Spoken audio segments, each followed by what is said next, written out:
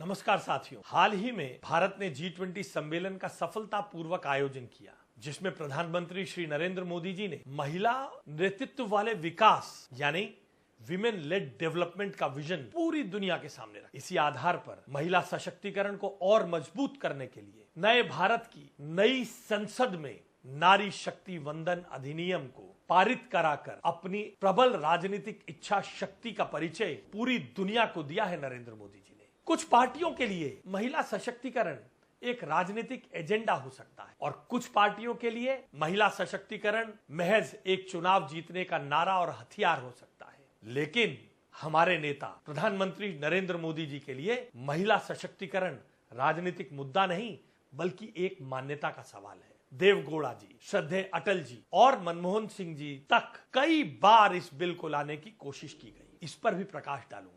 आइए सबसे पहले महिला आरक्षण के इतिहास पर नजर डालते हैं, इसके बैकग्राउंड को समझने की कोशिश करते हैं। पहली बार महिला आरक्षण बिल को एच.डी. देवगौड़ा जी की सरकार 12 सितंबर 1996 12 सितंबर 1996 को पेश करने की कोशिश की थी। उसके तुरंत बाद देवगौड़ा जी की सरकार अल्पमत में आ गई।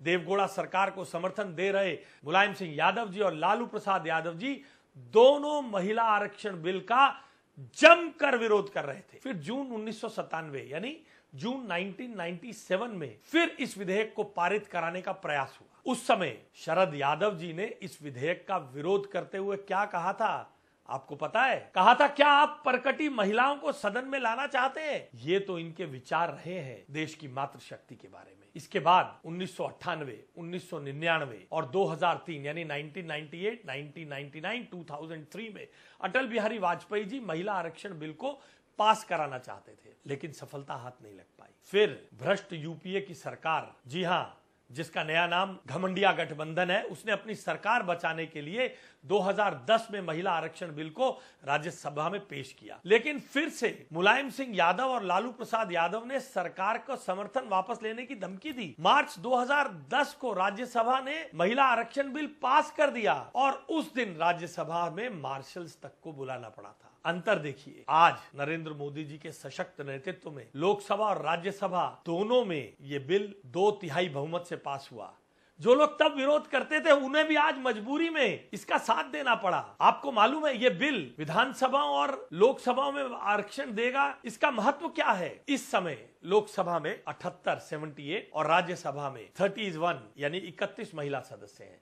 यानी लोकसभा में महिलाओं की भागीदारी 15% और राज्यसभा में 13% है। और अगर राज्य विधानसभाओं की बात करें तो छत्तीसगढ़ में 14% यानी 14%, पश्चिम बंगाल में 13.7% यानी 13.7%, झारखंड में 12.4%, बिहार, पंजाब, राजस्थान और दिल्ली में महिला विधायकों की संख्या महज 10 से 12% यानी 10 to 12% है। जबकि आंध्र प्रदेश, हिमाचल, कर्नाटक, केरल, उड़ीसा, तमिलनाडु, तेलंगाना में महिला विधायकों की संख्या तो 10% से भी कम है। ये हालत है देश की आधी आबादी के राजनीतिक प्रतिनिधित्व की। इसलिए आवश्यक था महिला आरक्षण का बिल लाना। अब बात करते हैं नारी शक्ति वंदन अधिनियम की। इस विधेयक में संविधान के अनुच्छेद 239AA 239AA के तहत राजधानी दिल्ली की विधानसभा में भी महिलाओं को 33% आरक्षण दिया गया है। यानी अब दिल्ली विधानसभा में भी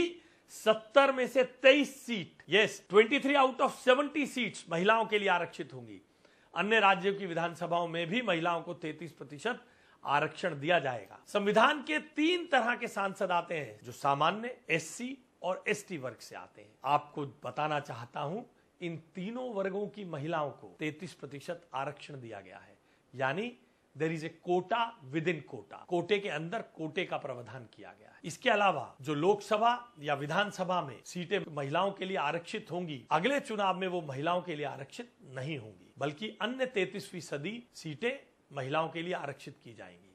इसके बाद जो तीसरा चुनाव होगा उसमें बची हुई 33% सीटें महिलाओं के लिए आरक्षित होंगी। इस प्रकार से 3 चुनावों में महिलाओं को पूरे देश में बारी बारी राजनीतिक प्रतिनिधित्व दिया जाएगा। मोदी जी के नेतृत्व में जो कहा जाता है वो किया जाता है। जैसा अमित शाह जी ने कहा कि चुनाव के तुरंत बाद ही जनगणना और डिलिमिटेशन दोनों होंगे और बहुत जल्द ही वो दिन आएगा जब सदन में 1/3 माताएं बहनें बैठकर देश का भाग्य तय